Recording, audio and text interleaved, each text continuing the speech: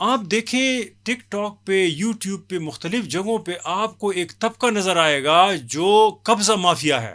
بڑے بڑے بال، بڑی بڑی گاڑیاں، کبھی برج خلیفہ میں بیٹھے ہوتے ہیں، کبھی ایک جگہ. پتہ ہے یہ کون سا طبقہ ہے؟ یہ گزشتہ 20-25 سالوں میں زمینیں واگزار کرنا، یعنی ہمارے ادارے جن جگہوں پہ کالونیز بناتے ہیں، ڈی ایچ ایز بناتے ہیں، وہ لوگوں کے ساتھ ڈائریکٹ نیگوشیٹ نہیں کرتے. یہ ملک ریاض ماڈل ہے جو بحریہ ٹاؤن میں یوز ہوا، جو ہم نے دیکھا کہ کراچی میں یوز ہوا. وہ ایک طبقہ کریٹ کرتے ہیں جو ریٹائرڈ ملٹری لوگوں سے لے کر علاقے کے لوگوں کے بدماشوں تک، وہ زبردستی لوگوں کے گھروں میں جا کر پوری زمینیں واگزار کرتے ہیں اور وہ گاؤں کے گاؤں لوگوں سے خالی کرتے ہیں، پھر ان کو بیچ کر یہ بڑے بڑے آپ کو ہاؤسنگ کالونیز میلوں میلوں دور، گاؤں ختم ہو رہے ہیں، باغات ختم ہو رہے ہیں، زرعی اراضی ختم ہو رہی ہے، لیکن کالونیز اور یہ جو ویلاز ہیں یہ بن رہے ہیں. اس کی بنیاد پر جو ماڈل ہمارے سامنے آیا ایکسٹریکشنسٹ ماڈل ہے. یہی ماڈل اب دکھ رہا ہے ہمیں آپ کے وسائل کے پیچھے بھی. یعنی جو طالبان ہیں یا پیس کمیٹی کے ممبر ہیں، یہ وہی لوگ ہیں جو گزشتہ 20-22 سالوں میں گروم کیے گئے، جس کی بنیاد پر وہاں ملٹرائزیشن ہوتی ہے اور جس کی بنیاد پر وسائل ان کے ہو. یہ بات سوچو، وزیرستان سے لے کر تیرات تک اور تیرال سے لے کر سوات تک لوگوں کو اب پتہ چل گیا ہے کہ جس علاقے میں وسائل ہو یا جس علاقے میں اجناس میچور ہوئے، وہاں مسائل کھڑے ہو جاتے ہیں، وہاں سیکیورٹی کی ایشوز کھڑے ہو جاتے ہیں، اور سیکیورٹی کی ایشو کے پیچھے ایک آپریشن آ جاتا ہے اور سب چیزیں جو ہے نا واگزار کی جاتی ہیں. یہ پھر peace committees, good Taliban, bad Taliban, پھر ہم ڈیسائیڈ کریں گے کون گڈ ہے کون بیڈ ہے، پھر اس کے اوپر ڈائلاگ کریں گے، ڈیولپمنٹ لائیں گے، پیسفل کو ایگزسٹنس کی بات کریں گے، اور اس کے اوپر ہم ڈرگ بیرنس کو جس طرح کے ملک ریاض بلوچستان میں. پاکستانیوں کو یہ کہا کہ آپ یہ مت بھولیے گا کہ افغان مجاہدین افغانستان کے اندر جو جہاد لڑ رہے ہیں وہ پاکستان کی دفاع کے لیے ہے، وہ افغانستان کی دفاع کے لیے نہیں ہے. آج وہی ہے کہ دیکھیں میل لینڈ پاکستان میں ان کو یہ آرگومنٹ دیا جاتا ہے کہ ہم بلوچستان میں، خیبر پختونخوا میں اور گلگت بلتستان میں جو کچھ کر رہے ہیں یہ آپ کی دفاع کے لیے، اور اس لیے آپ یہ ہیومن رائٹس اور ان کی باتیں نہ کریں.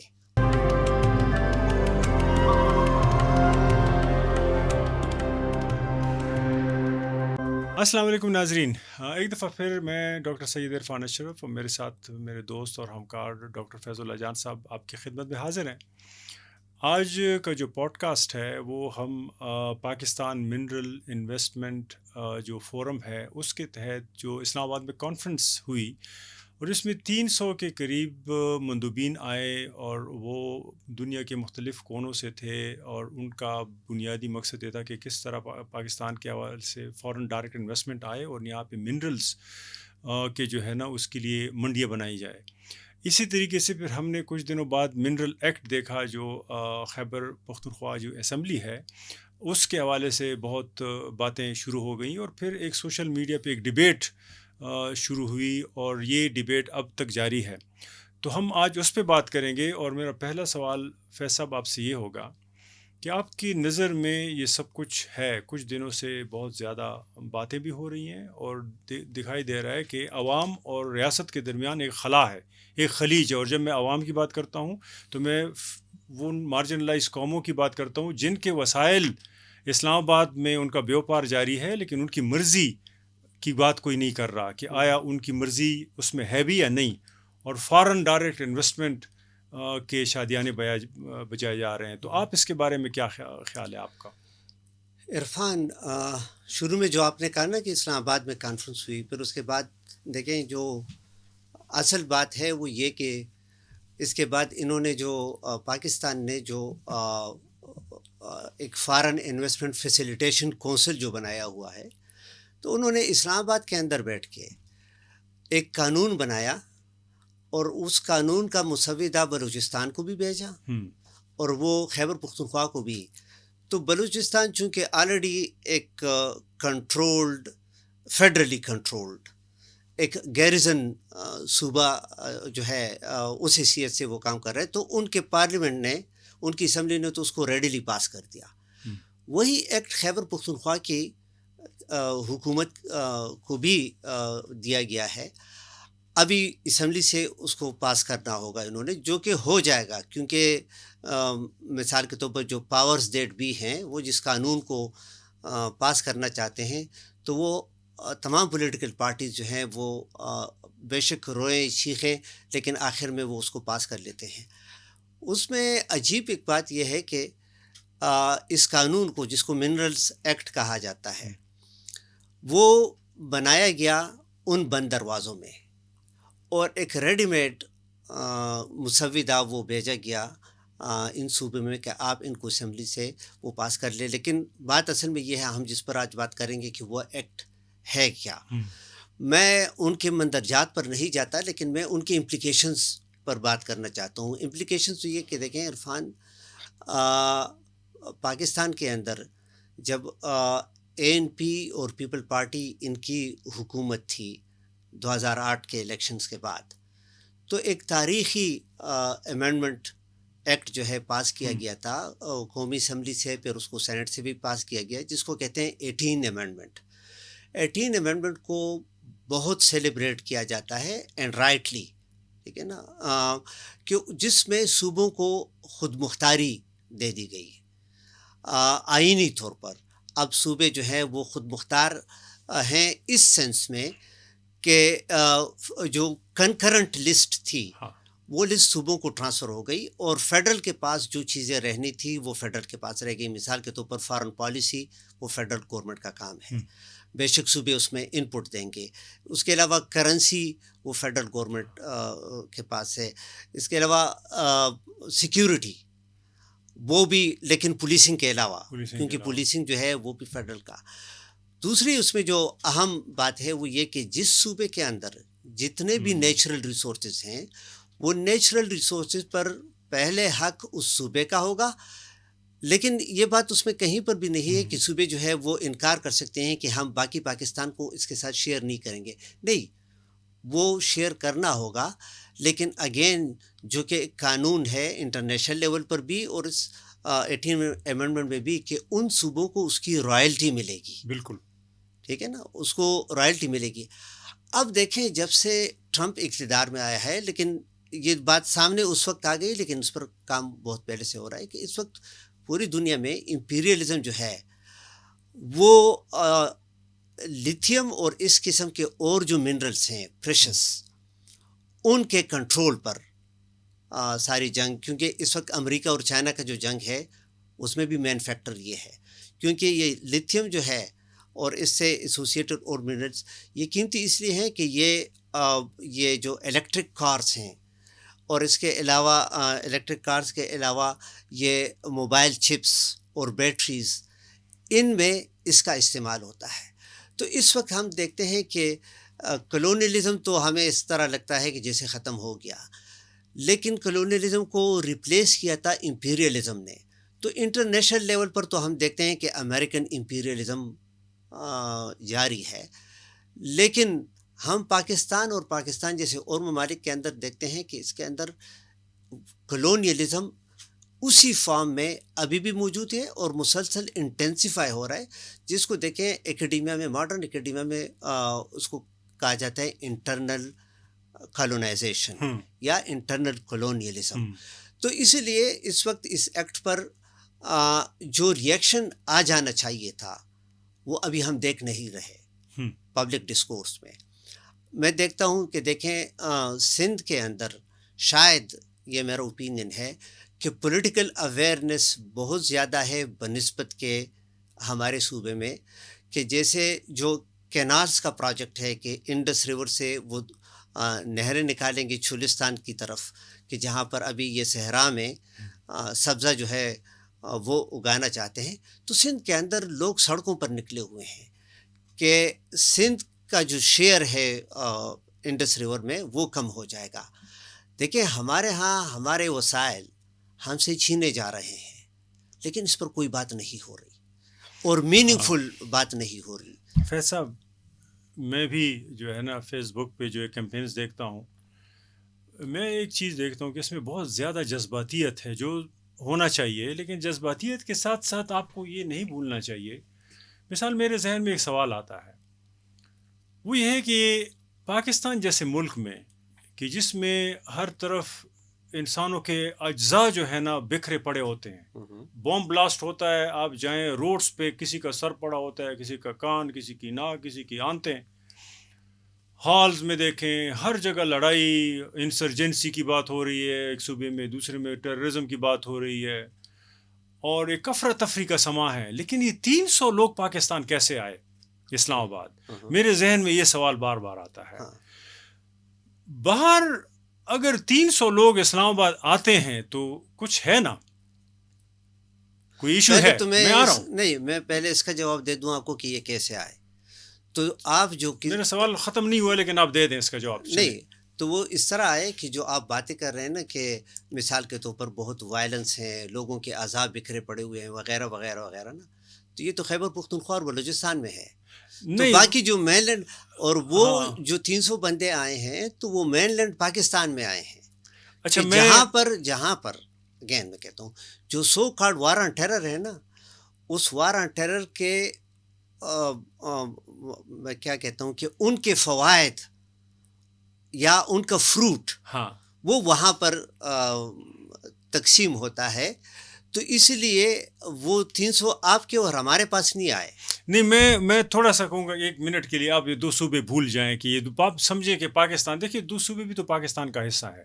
تو باہر دنیا میں جو 2 صوبوں کی جو جنگ ہے وہ پاکستان کی جنگ تصور کی جاتی ہے. ان کو باہر اتنا پتہ نہیں چلتا کہ صرف بلوچستان میں ہے اور خیبر، یہ تو ہم اندر آ کے پتہ چلتا ہے نا.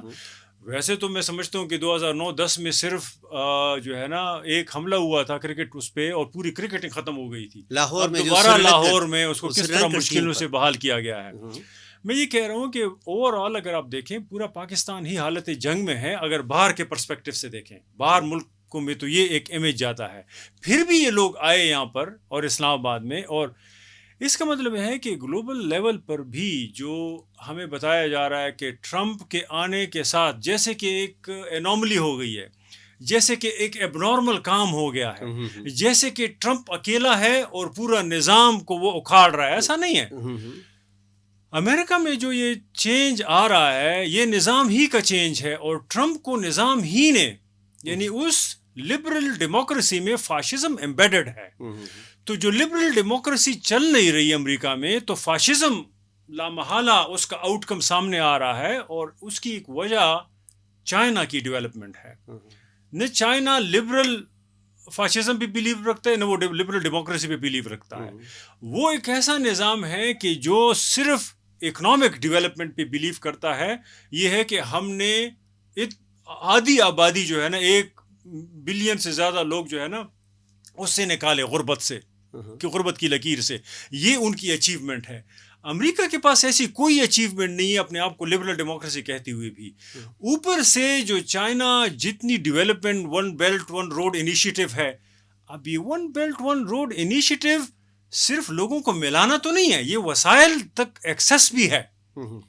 جتنا بھی 1 بیلٹ 1 روڈ اس جگہ سے گزر رہا ہے، جہاں جہاں سے گزرے گا وہاں وسائل تک چائنا کی ایکسیس ہوگی. یہ پاناما کینال پہ کیوں دوبارہ نام بدلنے کی بات کی گئی؟ ٹرمپ بار بار کہہ رہا ہے کہ وہاں پر ہم نے پاناما کو یہ اختیار دیا تھا، یا وہاں جو اس میں چائنا کہاں سے امٹ پڑا ہے؟ وہاں تو سارے ٹیرف، سارے جو محصولات ہیں وہ چائنا کی کمپنیز وصول کر رہی ہیں. اسی طریقے سے چائنا کا جو عمل دخل ہے افریقہ تک، وہ صرف روڈ کا نہیں ہے، منرلز کا بھی ہے. چائنا کا عمل دخل افغانستان میں دیکھے اور پاکستان اس گوادر تک. میں یہ کہنے کی کوشش صرف کر رہا ہوں کہ جس طریقے سے چائنا ایک ریگولیٹری میکینزم کے ذریعے تھوڑا سا ڈیولپمنٹ اور اس کے ذریعے راستے ہموار کرنا اور وسائل تک ایکسیس لینا جیو اسٹریٹجک طریقوں سے، امریکہ کی طرف سے ایک دم جو یہ نظام میں چینج آیا ہے، ہم دیکھ رہے ہیں کہ وہ جنگ جو گلوبل لیول پہ تھی آپ تک تو پہنچی ہوئی ہے، ہر جگہ پہنچے گی. میں صرف یہ کہنے کی کوشش کر رہا ہوں کہ اتنے بڑے لیول پر یہ سب کچھ ہو رہا ہے، کیا ہمیں اس کا ادراک ہے کہ آیا ہمارا صرف ریاست کے ساتھ ایک لڑائی ہے، یا ہمیں اس گلوبل ڈائنامک کو بھی سمجھنا ہے کہ جس میں نظام میں چینج آ رہا ہے، اور اس نظام میں چینج کی بنیاد پر گلوبل پاورز تو بندر بانٹ کر لیں گے, ہم وہاں کیسے ایڈجسٹ ہوتے ہیں. تو یہ 300 لوگ جو اسلام آباد میں آئے وہ بھی اس نظام میں چینج کی بنیاد پہ آئے ہیں کہ وہ یہاں پر اپنے اپنے چیزیں وصول کر لیں. اس پہ میں کہہ رہا ہوں کہ اس کا ایک لوکل پرسپیکٹو ہے, ریجنل ہے, لیکن گلوبل بھی ہے, اس میں بھی سمجھنا ہے. دیکھیں, پہلے تو عرفان میں آپ کی اس بات کا تائید کر دوں کہ ٹرمپ جو ہے یہ کوئی اناملی نہیں ہے, اور یہ ہم یعنی تاثر تو یہ دیا جاتا ہے نا کہ جیسے یہ ایک اناملی کے طور پر. دوسرا یہ کہ ٹرمپ کا آنا جو ہے یہ کوئی ان ایکسپیکٹڈ بھی نہیں تھا, ہمیں تاثر یہ دیا جاتا ہے. آپ نے بڑی اچھی بات کی کہ دیکھیں جو نظام امریکہ کے اندر اور گلوبلی چل رہا ہے اس کے اندر ٹرمپ ہی نے اوپر آنا تھا, ٹھیک ہے نا. یہ تو اس نظام کا آؤٹ کم ہے, اور آؤٹ کم بھی بائی ڈیزائن. تو پہلی بات تو میں اس کا تائید. دوسری جو آپ نے کہی کہ لوکل اور گلوبل کا, عرفان اسی بات کی ضرورت ہے کہ ہم اپنے لوکل مسائل کو تب انڈرسٹینڈ کر سکیں گے کہ ہم اس کو گلوبل کے ساتھ کنیکٹ کر سکیں, کیونکہ جب تک ہم اپنے لوکل مسائل کو گلوبل کے ساتھ کنیکٹ نہیں کریں گے ہمیں اس کا ادراک نہیں ہوگا. تو پہلی بات دیکھیں, یہ 300 لوگ اسلام آباد میں اکٹھے ہوئے, ٹھیک ہے نا, یہاں پر.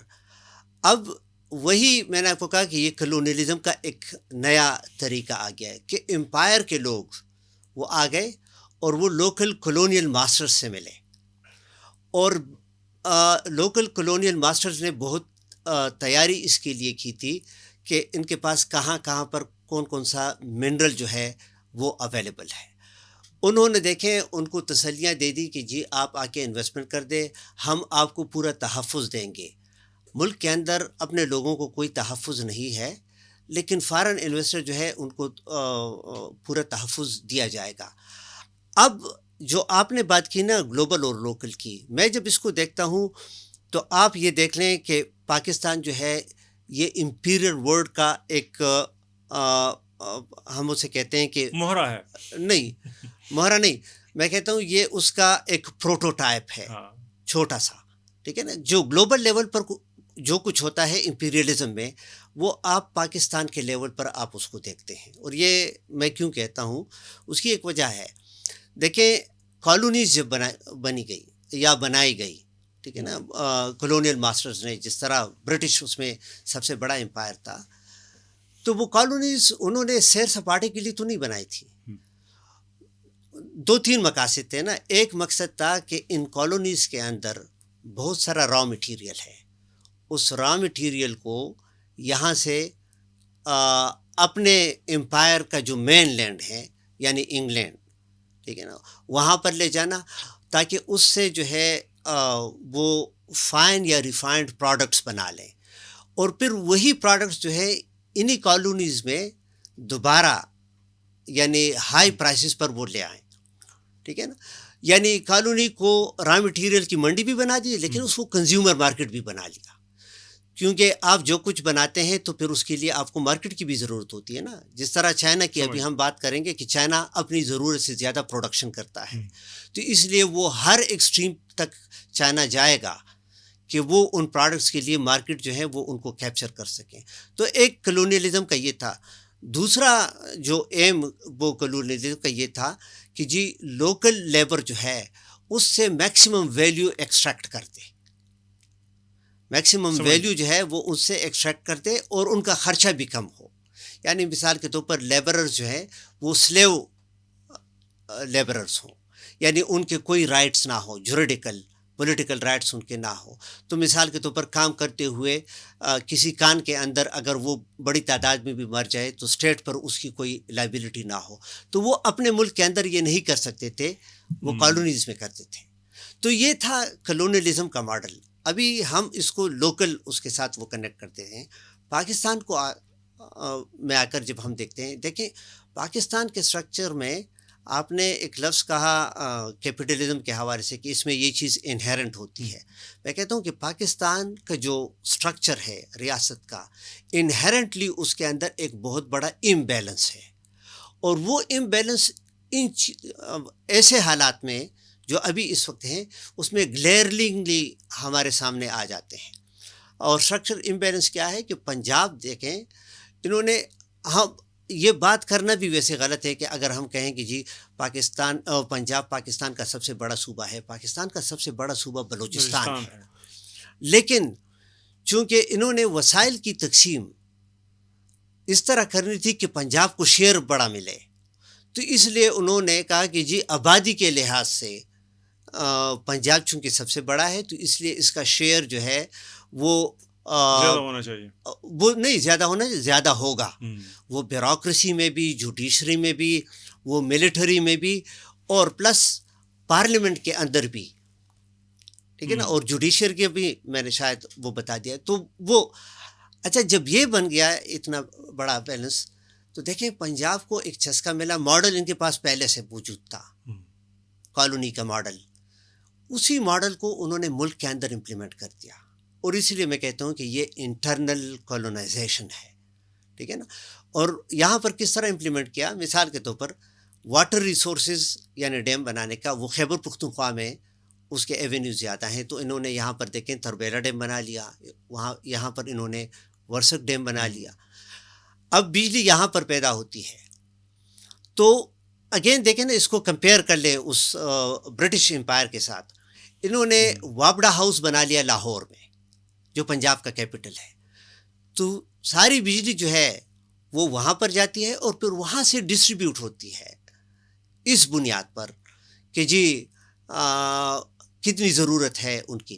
ہم اسٹیٹسٹکلی اگر آپ دیکھیں عرفان، خیبر پختونخوا اپنی ضرورت سے بہت زیادہ بجلی پیدا کرتا ہے، لیکن کبھی بھی ہمارے ہاں بجلی پوری نہیں ہوتی، کیونکہ دیکھیں وہی کلونیل کہ یہاں سے ایکسٹریکٹ کرتے ہیں اور وہاں پر لے جائیں. پھر اس کے بعد آ جائیں دوسری ایک بات پر کہ 18 امینڈمنٹ کے بعد بلوچستان کا حق بن گیا آئینی طور پر ان کے نیچرل ریسورسز پر، جس میں سینڈک، ریکوڈک، سوئی گیس، یہ سب شامل ہے.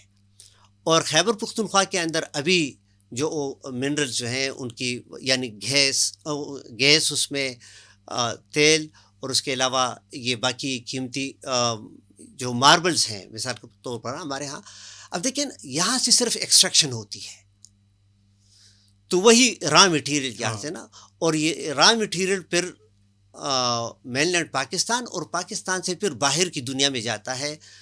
ہم نے کلونیلزم میں دیکھا ہے کہ افریقہ کے اندر مثال کے طور پر وہ لوگ آج بھی اگر غربت کی، کل میں ایک رپورٹ دیکھ رہا تھا کہ دیکھیں نائجیریا جو ہے وہ بہت زیادہ تیل پروڈیوس کرتا ہے، بہت زیادہ، لیکن نائجیریا جو ہے فیول 100% امپورٹ کرتا ہے، کیونکہ ان کے پاس اس کی ریفائنری نہیں ہے.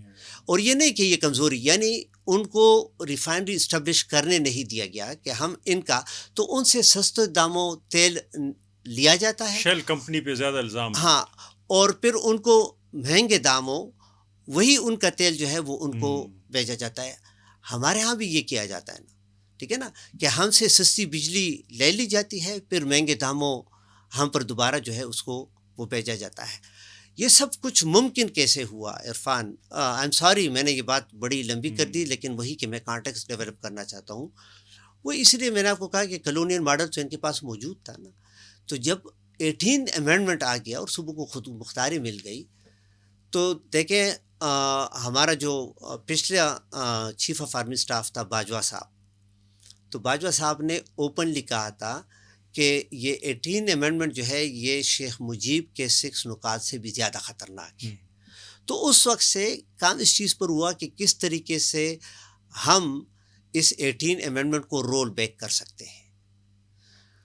تو اس میں ایک فیصلہ یہ ہوا جس کو امپلیمنٹ بھی کر دیا گیا کہ جی بلوچستان اور خیبر پختونخوا ان کی پولیٹیکل گورننس کو بھی اسٹیبلشمنٹ نے اپنے ہاتھ میں لینا ہے، کہ پھر کوئی یہاں پر جو ہے نیشنلسٹ پارٹی، عوامی نیشنل پارٹی جیسے اقتدار میں نہ آئے، اور جن کو سمجھ بوجھ ہو اس چیز کا کہ ایک فیڈریشن کے اندر فیڈریٹنگ یونٹس ان کے رائٹس کیا ہوتے ہیں، ریسورس کا ڈسٹریبیوشن کس طرح ہوتا ہے، اور وہ پھر اس کے لیے قانونی کارروائی بھی کرتے ہیں. تو ایک تو یہ ہے کہ انہوں نے 2014 سے ایک پروجیکٹ لانچ کیا، ٹھیک ہے نا، جس پارٹی کا جو ہے بیسک سلوگن یہ تھا کہ پشتون کچھ بھی نہیں ہے، ہم سب پاکستانی ہیں، جس سے ہم بھی انکار نہیں کرتے. کہ ہم سب پاکستانی ہیں but not at the cost of being Pashtun, not at the cost of being Gilgit Baltistani, not at the cost of being Baloch, Sindhi and Punjabi. ابھی تو وہی پی ٹی آئی جو ہے نا پشتون کارڈ ہر وقت جو ہے نا کہتی ہے یوز کرتے. ہاں میں اسی طرف, ہم اتنا یوز نہیں کرتے پشتون کارڈ جتنا کہ پی ٹی آئی کرتی ہے. ہاں اگین دیکھیں عرفان, اس کو یعنی انٹلیکچولی اس کو کہا جاتا ہے اپروپریٹ کرنا. ہاں ٹھیک ہے نا. یہ نیشنلسٹ جو ہے ان قوتوں کے آرگومنٹ کو بلنٹ کرنے کے لیے, ان کے آرگومنٹ کو کمزور کرنے کے لیے اب یہ وہ نیشنلسٹ سلوگن وہ نہیں اپروپریٹ کر رہے ہیں, کہ بجائے اس کے کہ یہ بات جنون لیڈرشپ کے منہ سے آئے جو کہ آرگینک پارٹی ہے. اچھا میں آپ کو وہ ان کی طرف سے. جی جی دیکھیے 3 ماڈل ہم نے ایکسپلین کیے. میں کوئی ڈیولپمنٹ ایکسپرٹ نہیں ہوں, لیکن یہ تینوں ماڈل ڈیولپمنٹ کے ماڈل تھے. کوئی ایکسپرٹ اس کو بہتر سمجھ سکتا ہے, لیکن جتنا میں سمجھتا ہوں وہ میں تھوڑا سا بیان کرتا ہوں. ایک ماڈل جو کلونیل ماڈل تھا, یعنی ہمارے جو کلونیل ماسٹرز گئے برٹش جو تھے, انہوں نے اپنے سے جو جونیئر ماسٹرز تھے ان کو چھوڑ دیا, براؤن مین کو, وہ ماڈل براؤن صاحب کو. اور وہ ماڈل یہ تھا کہ جہاں پہ منرلس ہیں, مثال انگریزوں کی بھی پالیسیز پورے ریجن میں یہ تھی کہ آپ کلچرلی آزاد ہیں, آپ بندوق گھما پھرا سکتے ہیں, ایک دوسرے کو مار بھی سکتے ہیں, امپیونٹی ہے فلی, یہ آپ کا کلچر ہے.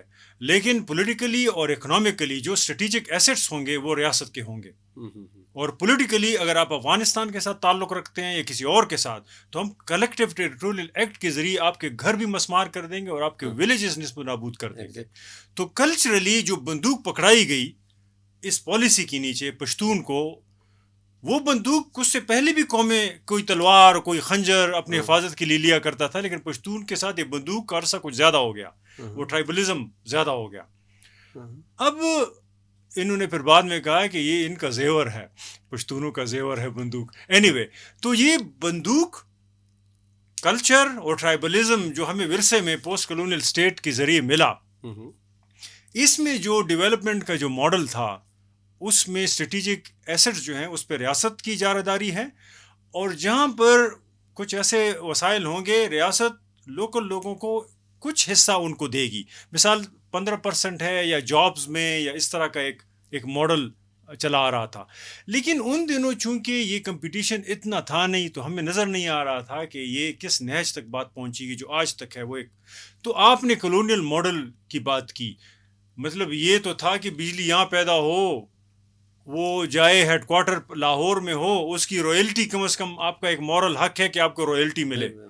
اسی طرح ریکوڈک ہے, یا اسی طرح اور وسائل ہیں, سوئی کے وسائل ہیں, کم از کم یہ تو بتایا گیا کہ 1%, 2% یا 15% جتنا بھی ہیں, کوئی نہ کوئی حق آپ کا مورل بنتا ہے. وہ دیتے نہیں تھے لیکن مانتے تھے.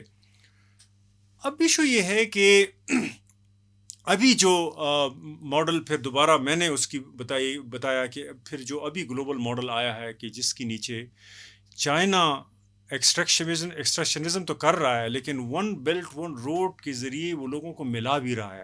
اور انہوں نے کہا کہ ہم انویسٹمنٹ جو ہے وہ ملٹرائزیشن میں نہیں کرتے, ہم انویسٹمنٹ لوگوں سے ملانے میں اور ان کے ذریعے مارکیٹ اور منڈیاں اوپن کرنے میں کر رہے ہیں. تو اگر افغانستان کی ریسورسز تک یا افریقہ کی ریسورسز تک یا پاناما کینال کے ذریعے اگر کہیں ریسورسز ہیں, تو یہ حق ہے ان کا کہ ان کو ایکسیس کرے. چونکہ امریکہ کی وہ 100 سے زیادہ ملکوں میں فوجی مداخلت ہے, فوجیں اڈے ہیں, اتنے بڑی بحری بیڑے چلا رہے ہیں, اور امریکہ کی کاسٹ ڈیفینس پہ $1 ٹریلین تک پہنچتی ہے.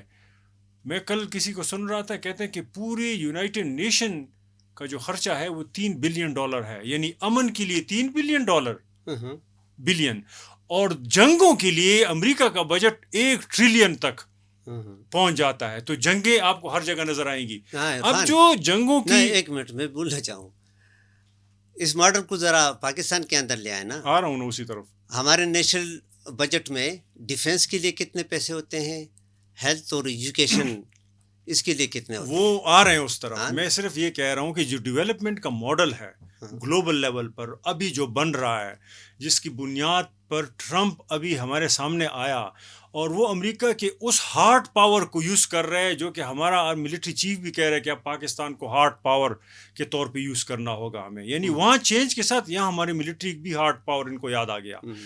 اب وہ ہارڈ پاور چائنا کے اگینسٹ تو یوز ہوگا، لیکن جنگ آپ کی زمین پہ آئے گی. میں یہ کہنے کی کوشش کر رہا ہوں جو ڈیولپمنٹل ماڈل ہے وہ ممالک تو ٹیرف کے ذریعے لڑیں گے، ٹریڈ کے ذریعے جنگ لڑیں گے، لیکن آپ کی زمین پر، پشتونوں اور بلوچوں کی زمین پر اور گلگت بلتستان کی زمین پر یہ جنگ بندوق کے ذریعے آئے گی، خون بہایا اور جائے گا. یہ تیسرا ماڈل، یہ ماڈل میں کوشش کر رہا ہوں. یہ ہماری ریاست کا ماڈل کیا ہے؟ ہماری ریاست کا ماڈل یہ ہے کہ ابھی تو نہ ہمیں رائلٹی کا پتہ چل رہا ہے اور نہ ہمیں کچھ اور پتہ چل رہا ہے کہ اس میں عام لوگوں کے لیے کیا ہے کیا نہیں ہے. آپ دیکھ رہے ہیں یہ DHA ماڈل ہے. آپ دیکھیں ٹک ٹاک پہ، یوٹیوب پہ، مختلف جگہوں پہ آپ کو ایک طبقہ نظر آئے گا جو قبضہ مافیا ہے. بڑے بڑے بال، بڑی بڑی گاڑیاں، کبھی برج خلیفہ میں بیٹھے ہوتے ہیں، کبھی ایک جگہ. پتہ ہے یہ کون سا طبقہ ہے؟ یہ گزشتہ 20-25 سالوں میں زمینیں واگزار کرنا. یعنی ہمارے ادارے جن جگہوں پہ کالونیز بناتے ہیں، DHAs بناتے ہیں، وہ لوگوں کے ساتھ ڈائریکٹ نیگوسیٹ نہیں کرتے. یہ ملک ریاض ماڈل ہے جو بحریہ ٹاؤن میں یوز ہوا، جو ہم نے دیکھا کہ کراچی میں یوز ہوا. وہ ایک طبقہ کریٹ کرتے ہیں جو ریٹائرڈ ملٹری لوگوں سے لے کر علاقے کے لوگوں کے بدماشوں تک، وہ زبردستی لوگوں کے گھروں میں جا کر پوری زمینیں واگزار کرتے ہیں اور وہ گاؤں کے گاؤں لوگوں سے خالی کرتے ہیں، پھر ان کو بیچ کر یہ بڑے بڑے آپ کو ہاؤسنگ کالونیز میلوں میلوں دور، گاؤں ختم ہو رہے ہیں، باغات ختم ہو رہے ہیں، زرعی اراضی ختم ہو رہی ہے، لیکن کالونیز اور یہ جو ویلاز ہیں یہ بن رہے ہیں. اس کی بنیاد پر جو ماڈل ہمارے سامنے آیا ایکسٹریکشنسٹ ماڈل ہے. یہی ماڈل اب دکھ رہا ہے ہمیں آپ کے وسائل کے پیچھے بھی. یعنی جو طالبان ہیں یا پیس کمیٹی کے ممبر ہیں، یہ وہی لوگ ہیں جو گزشتہ 20-22 سالوں میں گروم کیے گئے، جس کی بنیاد پر وہاں ملٹرائزیشن ہوتی ہے اور جس کی بنیاد پر وسائل ان کے ہو جاتے ہیں، بدمنی میرے نصیب میں آتی ہے اور اس کے پیچھے آپریشن آ جاتا ہے. یہ بات کل پرسوں مجھے گاؤں کے بندے نے بتائی، میں حق حیران رہ گیا. اس نے پتہ ہے کیا کہا؟ اس نے کہا کہ وہ تیرا سے تھا، اس نے کہا کہ یہ ریاست ہمیں افیون کی کاشت بھی نہیں کرنے دیتی، باقی ڈیولپمنٹ تو چھوڑو. وہاں پر جو صرف افیون کے لیے پانی ضرورت نہیں ہوتی اتنی، تو اس نے کہا کہ باقی تو پانی نہیں ہے، ہمارے اور وسائل نہیں ہیں. جن جگہوں پہ موسم تھوڑا سا اچھا ہے، مثال تیرا کا وہ ہے یا میدان کا علاقہ ہے، وہاں پہ موسم تو ہم افیون کاشت کر لیتے ہیں. کہتے ہیں جب ہم افیون کاشت کر لیتے ہیں تو اکراس دا بارڈر افغانستان سے طالبان آ جاتے تھے وصول کرنے کے لیے. اوگرائی کہتے ہیں، کیا کہتے ہیں، عشر کہتے ہیں. یہاں پر لوکل طالبان آ جاتے تھے، ان سے عشر.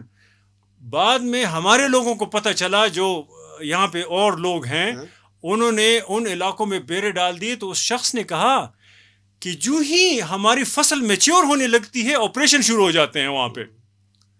یہ بات سوچو، وزیرستان سے لے کر تیرات تک اور تیرال سے لے کر سوات تک لوگوں کو اب پتہ چل گیا ہے کہ جس علاقے میں وسائل ہو یا جس علاقے میں اجناس میچور ہوئے، وہاں مسائل کھڑے ہو جاتے ہیں، وہاں سیکیورٹی کی ایشوز کھڑے ہو جاتے ہیں، اور سیکیورٹی کی ایشو کے پیچھے ایک آپریشن آ جاتا ہے اور سب چیزیں جو ہے نا واگزار کی جاتی ہیں. یہ دیکھو APS کا جو سانحہ ہوا، یہ جو 20 نکات آئے، اس کے ذریعے پوری خیبر پختونخوا کی گورننس ملٹرائزڈ ہو گئی.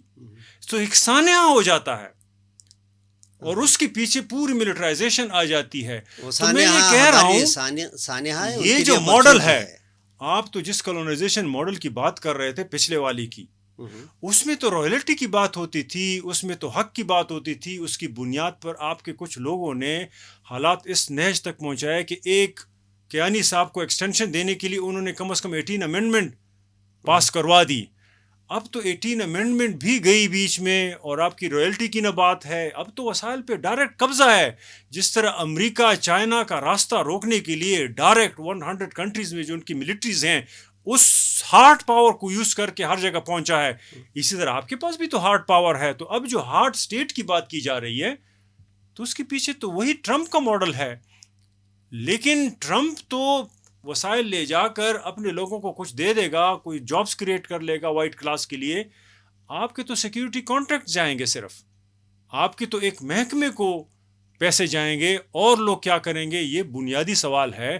تو جو ڈیولپمنٹل ماڈل ہے, میں اس پہ صرف آپ سے پوچھنا چاہ رہا ہوں کہ میرے نصیب میں بدامنی آئے گی اور پھر ہم اس پہ ایک دوسرے کو لتاڑیں گے کہ یہ پشتون ہیں ہی ایسے, یہ گلگت بلتستان والے ہیں ہی ایسے, یا ہم اس کو وائڈر پرسپیکٹو میں بھی سمجھیں گے کہ اس کے پیچھے ماڈل کیا ہے ڈیولپمنٹل کا. عرفان, پہلے تو 2-3 باتوں کی میں تھوڑی وہ وضاحت کر دوں.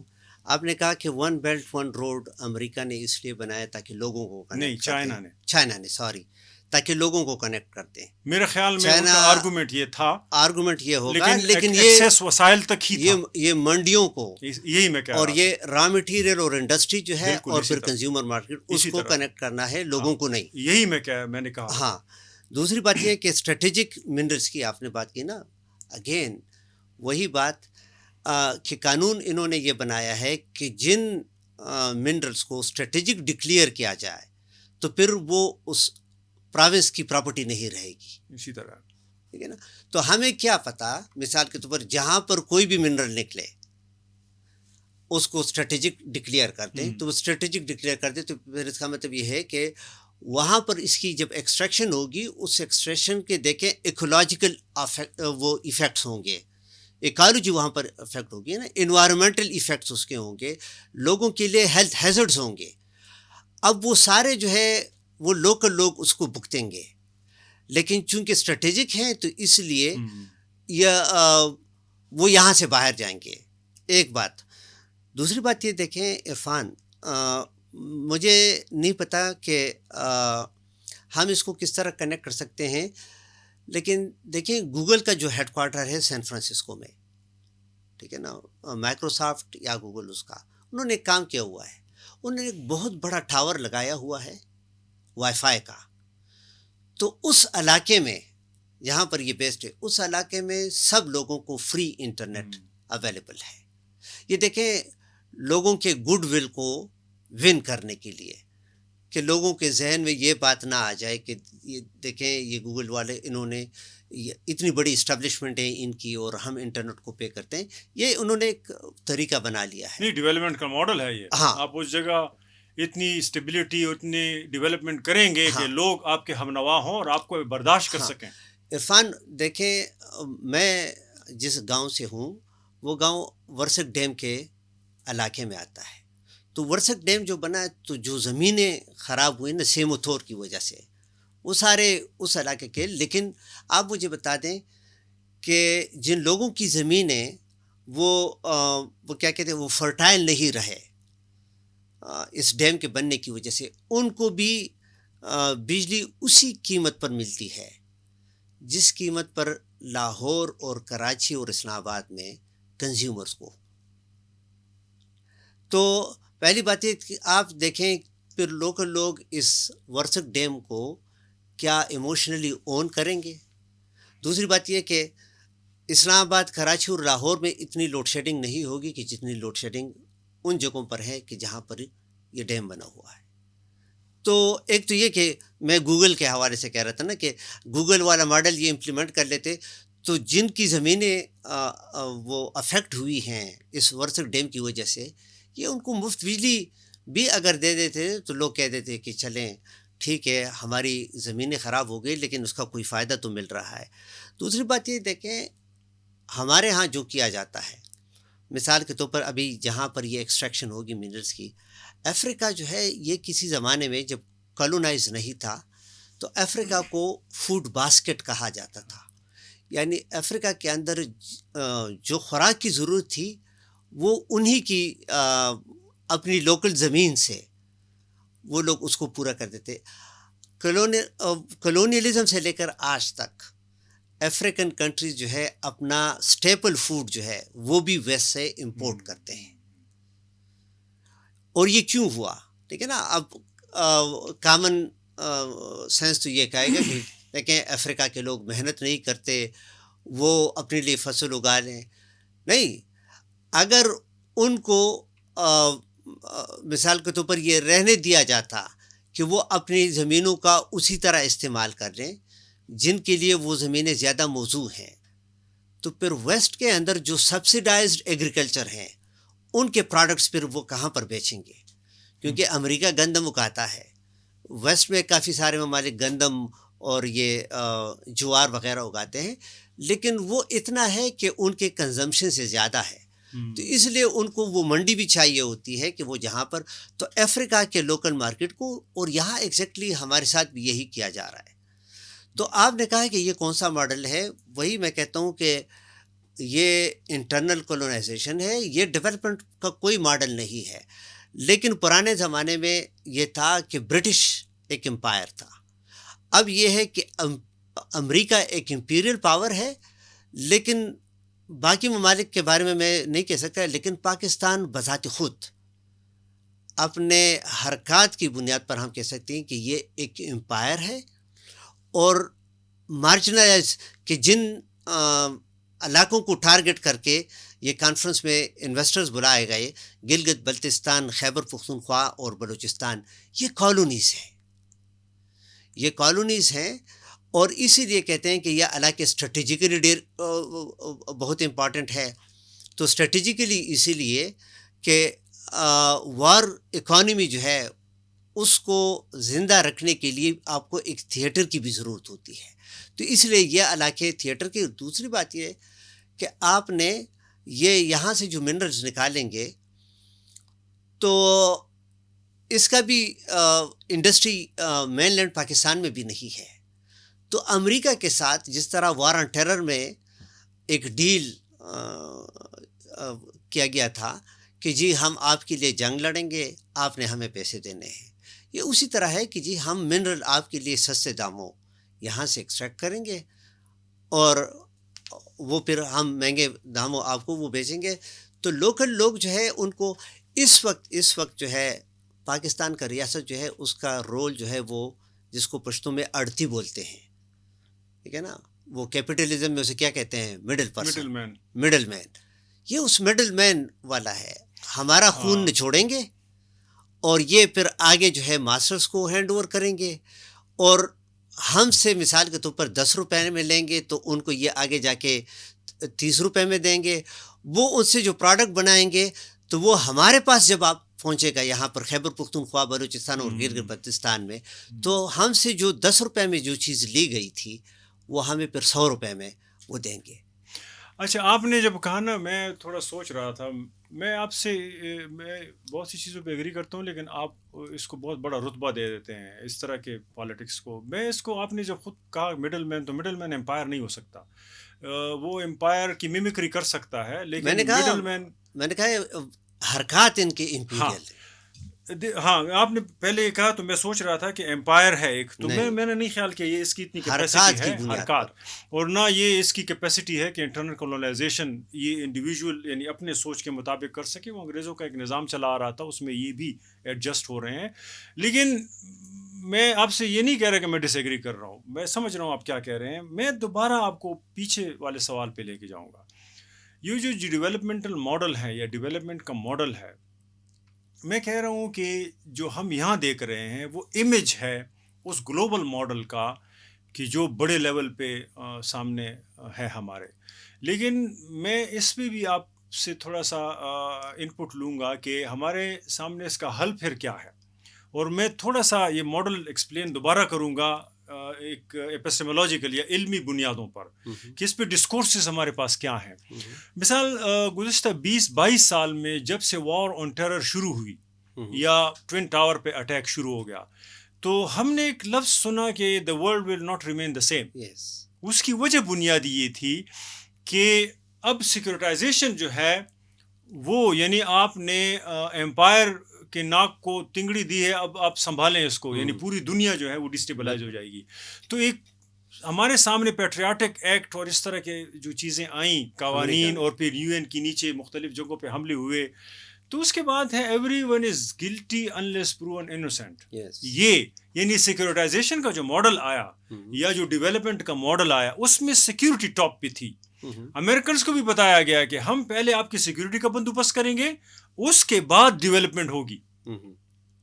ڈیولپمنٹ کا مطلب ہے کہ سوشیو اکنامک ڈیولپمنٹ, اور سیکیورٹی کیا پورا سیکیور کرنا ہے, ہم نے اینیمی کو نکالنا ہے اس دائرے سے کہ جو ہم میں گھس آیا ہے. ٹھیک ہے. اور تیسرے لیول پر اس میں پھر یہ تھا ہیومینیٹیرینزم, کہ آپ کے قوانین, آپ کے حقوق یا سوشل جسٹس یا انصاف یہ اب ثانوی حیثیت رکھتی ہے. جب تک ہم اس کرائسس سچویشن میں ہیں تو سیکیورٹی پہلے یعنی ملٹرائزیشن, دوسرے لیول پر آپ اس کے بعد جو ہے نا ڈیولپمنٹ کریں گے, اور پھر ہیومینیٹائزیشن یعنی ہیومینٹی کا جو کانسیپٹ ہے, آپ کی لیگل اینڈ پولیٹیکل رائٹس. دیکھیں یو این نے اس کو چیلنج کیا. میں کچھ اسٹڈیز شیئر کروں گا دوستوں کے ساتھ. بہت بڑی ڈیبیٹ ہے یو این میں اس پہ, اور بدقسمتی میں دوبارہ دہراؤں گا کہ جو ادارہ ان چیزوں کو دیکھ سکتا ہے یا جو پیس کی طرف کوئی انیشیٹو لے سکتا ہے, اس کا بجٹ $3 بلین ہے ٹوٹل. اور میں وجے پرشاد کو کوٹ کر کے کہہ رہا ہوں, اس کی ابھی ایک ریسنٹ کتاب آئی ہے نام چامسکی کے ساتھ, اس میں یہ ڈیبیٹ کر رہا ہے. اور جو ایک ملک جو دنیا کو کس نہج پہ لے کے گئے, اس کی ایک کی سیکیورٹی $1 ٹریلین تک پہنچتی ہے. اگر یہ ہمارا رجحان ہے امن کی طرف, تو یہی سیکورٹائزیشن کا ماڈل ابھی بھی انٹیکٹ ہے اور رہے گا. لیکن یو این کہہ رہا ہے کہ ہم نے جو اسٹڈیز کی ہیں یا ہم جس ایجنڈے پہ کھڑے ہیں, ڈیولپمنٹ پاسبل ہے ہیومینیٹیرینزم کے ساتھ. اگر آپ کا سوشل جسٹس نہیں ہے, انسانیت, سوشل جسٹس, حق, جس کا جو حق ہے اس کو وہ ملے, اگر یہ کانسیپٹ ٹاپ پہ نہیں ہے تو آپ کا جو سیکیورٹی کا جو کانسیپٹ ہے وہ سول وار کے کانسیپٹ میں چینج ہوگا, اور اس کی نیچے پھر ڈیولپمنٹ آ ہی نہیں سکتی. ڈیولپمنٹ آئے گی تو زوراور طاقتور کے ٹرمز پہ آئے گی, کمزور کے ٹرم پہ ڈیولپمنٹ نہیں آ سکتی. یہ ٹاپ ڈاؤن. ہاں, تو یو این نے جو ماڈل دیا, ہیومینیٹیرینزم پہلے نمبر پہ ہے, سوشل جسٹس, اس کے بغیر سول وار ہوگی. دوسرے نمبر پہ ڈیولپمنٹ ہے, اور دوسرے نمبر پہ سیکورٹائزیشن ہے, اور تیسرے نمبر پہ ڈیولپمنٹ ہے. تو یہ ماڈل. لیکن پاکستان کا ماڈل دیکھیں, گزشتہ 20 سالوں میں اسی کا عکس پاکستان نے کیسے, اس کو کہتے ہیں 3Ds ماڈل. بلوچستان میں اور خیبر پختونخوا میں 3Ds ماڈل جو امریکہ کا ماڈل ہے, جس میں سیکورٹائزیشن ٹاپ پہ ہے, دوسرے نمبر پہ ڈیولپمنٹ ہے, تیسرے نمبر پہ ہیومینیٹیرینزم ہے. پاکستان اس کو 3Ds کہتا ہے, ڈیٹرنس یعنی ملٹرائزیشن یعنی سیکورٹائزیشن. دوسرے نمبر پہ ہے ڈیولپمنٹ, یعنی ہم پہلے فاٹا کو واگزار کریں گے ملیٹنٹ سے, جس کو ہم نے ریاست نے بنایا ایک وقت میں, پھر peace committees, good Taliban, bad Taliban, پھر ہم ڈیسائیڈ کریں گے کون گڈ ہے کون بیڈ ہے, پھر اس کے اوپر ڈائلاگ کریں گے, ڈیولپمنٹ لائیں گے, پیسفل کو ایگزسٹنس کی بات کریں گے, اور اس کے اوپر ہم ڈرگ بیرنس کو, جس طرح کے بلوچستان میں ڈیتھ اسکواڈ کو حکومت سونپی گئی ہے, ڈائلاگ, یہ ڈائلاگ تیسرا رخ ہے. اور اسی طریقے سے خیبر پختونخوا میں ہم پی ٹی آئی کو دے دیں گے, ہم جو ہے نا, ویسے عرفان, میں یہ صرف کہہ رہا ہوں یہ مسئلہ خیز نہیں ہے کہ ڈائلاگ کو سب سے آخر میں رکھا ہوا ہے. ہاں, پیسفل انگیجمنٹ اگر نہیں, اگر ڈائلاگ آپ شروع میں رکھ دیں تو پھر ڈیٹرنس کی بھی ضرورت نہیں رہے گی, تو ہیومینیٹیرزم شروع میں آ جائے گا نا. اچھا, جو پیسفل. ہاں, میں آپ تو کو یہ بتا دوں 3Ds جو ہیں, اس کی نیچے جو آپ کی منرل کی ایکسٹریکشن ہے, میں یہ خوشی سے نہیں کہہ رہا, اگر آپ ڈیٹرنس اسٹیبلش کرنے کے لیے ملٹری آپریشنز کرتے ہیں اور انہی لوگوں کو اکراس دا بارڈر سے لے آتے ہیں جو ایک وقت میں آپ کہہ رہے تھے کہ من بگائے ہیں اور ہم نے سیکیور کر دیا, تو اس کا مطلب ہے کہ لوگ سمجھتے ہیں کہ آپ ڈیولپمنٹ کے نام پر گڈ طالبان اور بیڈ طالبان بنا رہے ہیں. آپ ڈیولپمنٹ کے نام پر بلوچستان کی حکومت ڈیتھ اسکواڈ کو دے رہے ہیں. آپ ڈیولپمنٹ کے نام پر فارم 45 اور فارم 47, جس کو آپ پیسفل کو ایگزسٹنس مانتے ہیں, آپ کچھ لوگوں کے اقتدار دے رہے ہیں جو لوکل لوگوں کے حقوق کی ضد پہ ہیں. تو اس کا مطلب ہے کہ ہیومینیٹیرینزم یا ڈائلاگ جو ہے, جو پیسفل کو ایگزسٹنس ہے, وہ پیسفل کو ایگزسٹنس نہیں ہے, وہ سول وار ہے. تو جو ہم دیکھ رہے ہیں کہ خیبر پختونخوا میں اور بلوچستان میں یہ سول وار بھی نہیں ہے. سول وار تو لوگ اٹھ کے ایک دوسرے کو مارتے ہیں. یہاں پر پالیسیز لوگوں کو ڈیوائڈ اینڈ رول کے ذریعے سول وار پہ اکسا رہی ہے.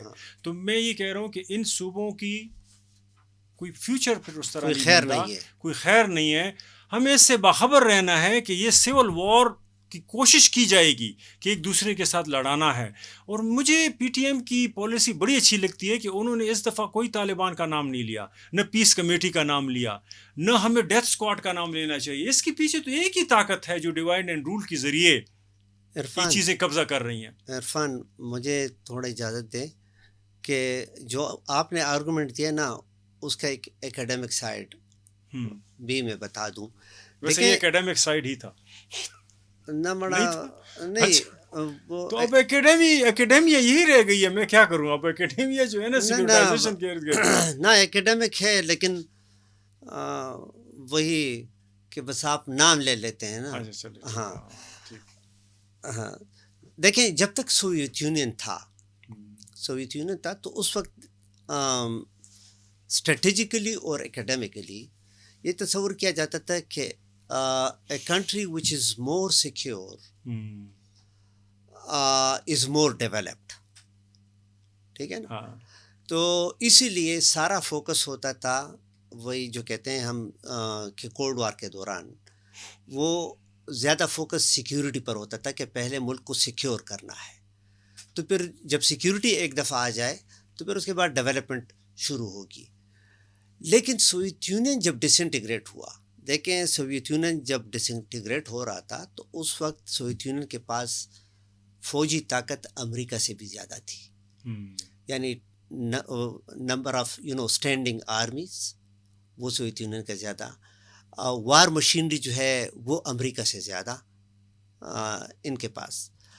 لیکن ان سب چیزوں کے ہوتے ہوئے بھی یہ کہا جاتا ہے کہ سوویت یونین پر ڈائریکٹلی کسی نے باہر سے حملہ بھی نہیں کیا, یعنی ان کے ٹوین ٹاورز وغیرہ جو ہے ان پر.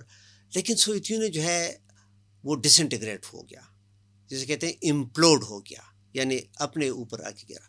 تو اس سے اس وقت اکیڈیمیا میں ایک نئی بات, اور جس میں پاکستان کے ایک بہت مشہور اکانومسٹ جو پاکستان کے فائنانس منسٹر بھی رہ چکے تھے, ڈاکٹر محبوب الحق, تو اس نے کہا کہ جی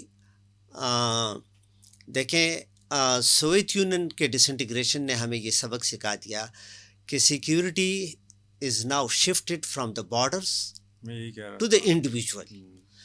تو اب پھر اس کے بعد ایک نئی سوچ یہ آ گئی کہ جی development is a country which is more developed is more secure.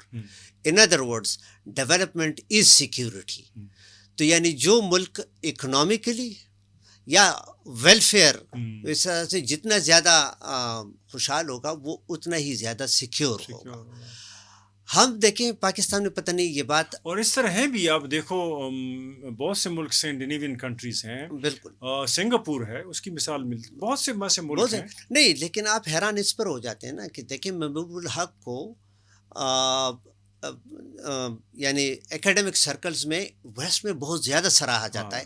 امریکہ میں یعنی میں ایک ڈیولپمنٹ کورس کر رہا تھا, ایک سبجیکٹ تھا ہمارا انٹرنیشنل ڈیولپمنٹ.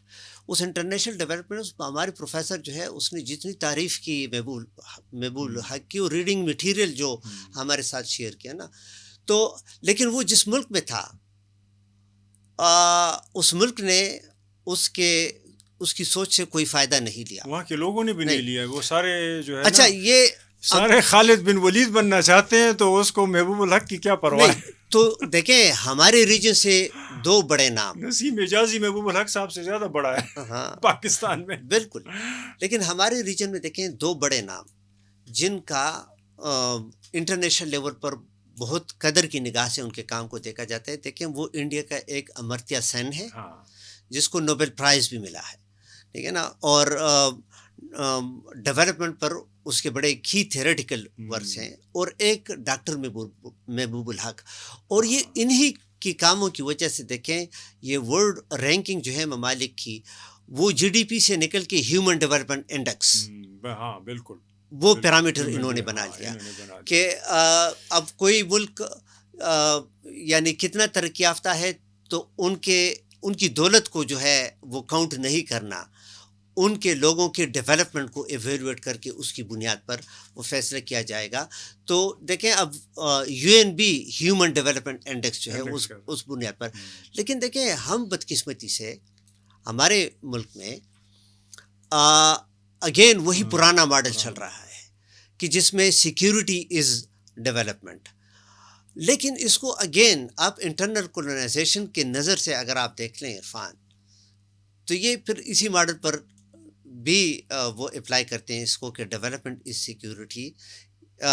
کہ دیکھیں خیبر پختونخوا، گلگت بلتستان اور بلوچستان، ان کو ڈائریکٹلی کنٹرول کر دیں، ڈائریکٹلی نہیں تو ایک پولیٹیکل لیڈرشپ اس طرح سوشل انجینئرنگ کے ذریعے آپ کریٹ کرتے ہیں کہ وہ آپ کے بہاف پر ادھر بیٹھے ہوں اور آپ جو ہے سب کچھ کنٹرول کرتے ہوں. پھر آپ علاقوں کو ڈی پاپولیٹ کرتے ہیں ملٹری آپریشنز کے ذریعے، تو آپ کو موقع مل جاتا ہے کہ آپ ایک تو جگہ آئیڈینٹیفائی کر دیں کہ کہاں کہاں پر ایکسٹریکشن ہو سکتی ہے. پھر وہاں پر آپ روڈ ایک نیٹ ورک بھی بنا دیں. وہ روڈ نیٹ ورک اس حوالے سے بنائیں گے کہ ان روڈز پہ جو ہے وہ ٹرکیں چلیں گی کہ جس میں را مٹیریل یہاں سے جائے گا. پھر آپ کیا کر لیتے ہیں، مثال کے طور پر وزیرستان میں تیل نکلا ہے تو تیل سے سیدھا پائپ لائن جو ہے وہ سیدھا میاوالی تک گیا ہے. گرگرے میں جو ہے وہ گیس ہے تو گرگرے کا گیس بھی گرگرے میں یوز نہیں ہوتا، وہ ڈائریکٹ ادھر جاتا ہے. تو آپ دیکھیں نا، جو میں کہتا ہوں کہ وہی ہے کہ باقی پاکستان کے لیے یہ کہا جاتا ہے کہ ہم آپ کے تحفظ کے لیے. ضیاء الحق نے ایک بات کہی تھی، ٹھیک ہے نا، وہ بھی ایک کردار گزرا ہے جس کے اعمال سے ابھی تک ہم سفر ہو رہے ہیں. اس نے یعنی پاکستانیوں کو یہ کہا کہ آپ یہ مت بھولیے گا کہ افغان مجاہدین افغانستان کے اندر جو جہاد لڑ رہے ہیں وہ پاکستان کی دفاع کے لیے ہے، وہ افغانستان کی دفاع کے لیے نہیں ہے. آج وہی ہے کہ دیکھیں مین لینڈ پاکستان میں ان کو یہ آرگومنٹ دیا جاتا ہے کہ ہم بلوچستان میں، خیبر پختونخوا میں اور گلگت بلتستان میں جو کچھ کر رہے ہیں یہ آپ کی دفاع کے لیے، اور اس لیے آپ یہ ہیومن رائٹس اور ان کی باتیں نہ کریں. ٹھیک ہے نا. اور دیکھیں یہ سوچ بھی ڈیولپ ہوا ہے مین لینڈ پاکستان میں. مثال کے طور پر دیکھیں مہرنگ بلوچ بغیر اینی چارجز کے وہ جیل میں ہے. اختر مینگل صاحب وہ ہزاروں لوگوں کے ساتھ آئے ہیں، ان کو کوئٹہ کے اندر جانے نہیں دیا جاتا.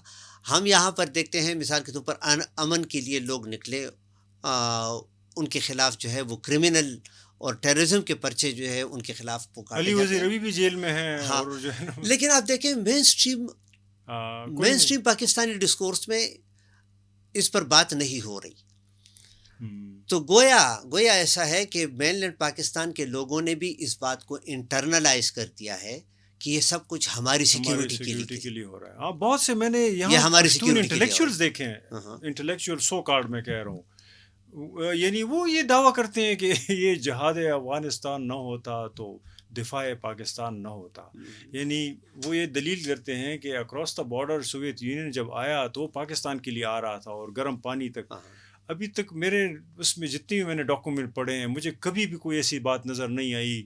اور یقین کریں کہ انگریزوں کے اتنے ڈاکومنٹس ہیں اس ریجن پہ، جو گریٹ گیم ہو رہی تھی اس پہ یہی اسیسمنٹ تھی کہ سوویت یونین، ان دنوں سوویت یونین تھا، لیکن بعد میں جو رشیا کیسے یہاں تک آ سکتا ہے، اس کے لیے پوری لمبی سپلائی لائن کی ضرورت ہے. امپائر یہاں ویسے بیٹھی ہوگی کہ وہ اتنی لمبی سپلائی لائن بنائے گی ویسے یہ تو دریا سے. نہیں، ویسے یہ تو اور یہ پشتون ابھی بھی کہہ رہے ہیں کہ نہیں، یہ تو ابھی آفیشیلی کہا گیا ہے نا کہ یہ گرم پانی والا قصہ جو ہے یہ من گڑت تھا. پشتون یہاں پر جرنلسٹ ہیں، وہ انٹلیکچوئلز کے زمرے میں آج کل کاؤنٹ ہوتے ہیں. وہ اسی ابھی بھی دلیل دے رہے ہیں کہ جو ہے نا، دیکھیں وہ ایک لمبی ڈیبیٹ ہے، ہم اس کو یہاں چھوڑ دیتے ہیں. لیکن میرے خیال میں اسی کے ساتھ ہم وائنڈ اپ کرتے ہیں اس پروگرام کو. پروگرام کا وقت ختم ہو جاتا ہے. ناظرین، آج کی جو ہماری گفتگو تھی، فیض صاحب نے بات کی کہ ڈیولپمنٹ از سیکیورٹی، جو محبوب الحق صاحب کا ماڈل تھا. لیکن 9/11 کے بعد سیکیورٹی از ڈیولپمنٹ کی بات شروع ہوئی, اور جب ہم ڈیولپمنٹ از سیکورٹی, وہ محبوب حق صاحب کا آرگومنٹ تھا, لیکن 9/11 کے Yes. بعد سیکیورٹی از ڈیولپمنٹ کا ماڈل آیا ہے, ایمرجنسی کا ماڈل ہے, اور اس میں اینیمی جو ہے وہ بارڈر کے باہر نہیں ہوتا بلکہ بارڈر کے اندر ہی لوکیٹ کیا جاتا ہے, اگر نہیں ہے تو پھر بنایا جاتا ہے اس اینیمی کو. ہم یہ دیکھ رہے ہیں کہ ہر جگہ چاہے وہ بلوچستان ہو, چاہے وہ خیبر پختونخوا ہو, اینیمی کا ایک کانسیپٹ بنایا جاتا ہے, پھر اس کے ساتھ ڈیوائڈ اینڈ رول کی نیچے ایک ایسی فضا بنائی جاتی ہے کہ جیسے یہ سول وار ہے. یہ کوئی سول وار نہیں ہوتی. اب لوگوں کو سمجھ آ رہا ہے کہ یہ کانسیپٹ ایمبیڈڈ ہے اس ماڈل کے نیچے ہی, کہ جس میں سیکیورٹی کے ارد گرد ہی سب زندگی گھومتی ہے. اور یہ جو کینٹونمنٹ کا ماڈل ہے, ہم دیکھ رہے ہیں کہ اب یہ وسائل پہ قبضے کی صورت میں ہمارے سامنے آ رہا ہے. جب تک ہماری ریاستیں اس کے لیے کوئی ڈیبیٹ نہیں ارینج کریں گی, اس کے لیے پولیٹیکل انگیجمنٹ کا راستہ نہیں بنائیں گی, اور اس کے لیے اسمبلیز کے نیچے اور اسمبلیز کے ذریعے لوگوں کو انگیج نہیں کریں گی تاکہ ان کی رائے اور ان کی امنگیں بھی اس ڈیولپمنٹ کا حصہ بنے, جس طرح کہ 18 امینڈمنٹ کے نیچے سب کچھ کا وعدہ کیا گیا تھا, میرے خیال میں تب تک نہ یہ سول وار ہے اور نہ ہی یہ بدامنی ہے. یہ ایک آرکسٹریٹڈ پلان ہے جس کے ذریعے سیکیورٹی کے نام پر لوگوں کو ان کے وسائل سے بے دخل کیا جا رہا ہے. میرے خیال میں ریاست کو اگر یہ بات سمجھ آ جائے تو ہم اس پرآشوب دور سے نکل سکتے ہیں اور کچھ اچھے کی خواہش بھی کر سکتے ہیں. اس کے ساتھ پوڈ کاسٹ کا وقت ختم ہوتا ہے. اللہ حافظ.